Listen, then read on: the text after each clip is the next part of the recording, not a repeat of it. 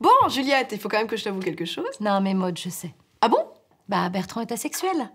Ah, alors... Alors c'est son droit, hein. Attention, tout le monde n'est pas obligé d'être comme Rodrigo.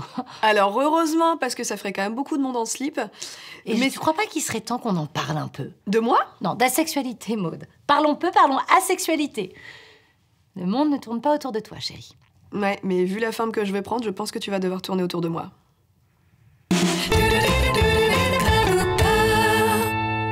Non mais... Une personne asexuelle, c'est une personne qui ne ressent tout simplement pas d'attirance sexuelle. Alors attention, ça veut pas dire pas d'attirance du tout, elle peut être attirée physiquement par une autre personne, mais elle ne ressent pas de désir sexuel pour elle. Tout à fait, Juliette. Dis-moi, Comment savoir si on est asexuel sans avoir essayé le sexe? Très bonne question, Maud. Pas du tout ma question. Alors c'est très simple. Par exemple, t'as pas forcément besoin de coucher avec une fille pour te dire « Oh bah tiens, finalement, je préfère les garçons. » C'est pareil. Ça je sais, mais non, ce que je voulais dire surtout... Ce que tu voulais dire, et c'est important de le préciser, c'est que ça n'a rien à voir avec l'abstinence. Hein. L'abstinence est un choix, et clairement, Bertrand n'est pas abstinent. Merci Juliette de m'apprendre des choses que je sais déjà. Oh, tu sais, moi je suis toujours là pour toi.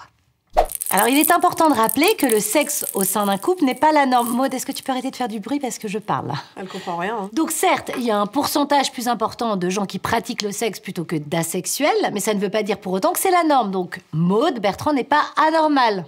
Mais personne n'a jamais pensé ça. Bah, Rodrigo aussi, hein. Rodrigo, le mec qui se balade en slip toute la journée, pense que mon mec n'est pas normal. Bah, forcément, il a un zizi à la place du cerveau. Alors, lui parler d'une personne qui n'a pas de relation sexuelle, lui, ça lui...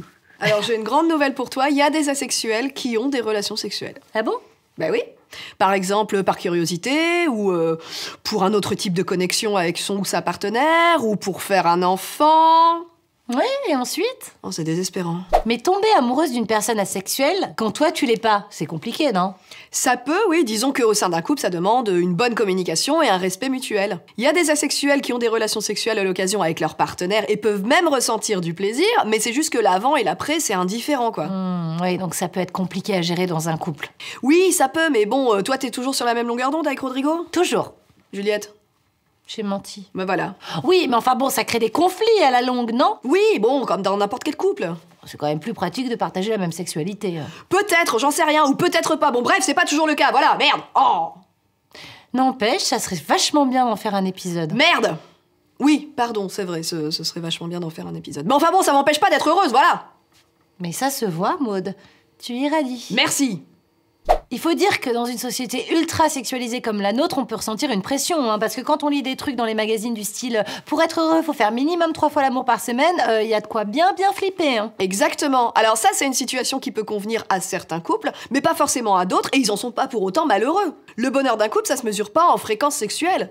Et les asexuels sont surtout pas dénués de sentiments. Ah non, et je suis sûre que ton Bertrand ressent beaucoup d'amour pour toi, Maud. Ouais, surtout en ce moment. Pourquoi en ce moment? Bah je sais pas, qu'est-ce qu'il y a? Quoi, qu'est-ce qu'il y a? Quoi, qu'est-ce qu'il y a? Quoi, qu'est-ce qu'il y a? Oh putain, j'ai compris. Ah! Il t'a demandé en mariage. Oh là là, tu vas te marier. Elle va se marier, elle va se marier. Oh, est-ce que je peux être le témoin? C'est où? C'est à quelle heure? C'est quand? Tu vas t'habiller comment? Oh, faut que tu fasses une paella. Je connais un très bon traiteur. Attends, je te le donne. Monsieur Garcia. La ou la question anonyme. Et nous avons en ligne un Bertrand Lajoie et... Bah... À quel moment t'es partie, Maud? Qu'est-ce que tu fais là? Bah je me suis dit qu'ici, au moins, t'allais m'écouter. Alors, Bertrand, parle-nous de ton asexualité. Ah bah non. Est-ce que ça serait plutôt lié à un traumatisme pendant l'enfance ou bien un blocage psychologique ou... Non. Ouais. Donc si on se sent bien avec, c'est pas forcément la peine d'aller consulter un spécialiste, non? Non. Ouais, je comprends. Du coup, c'est ni une peur, ni un dégoût. On pourrait dire que c'est plutôt une sorte d'indifférence, en somme. Voilà.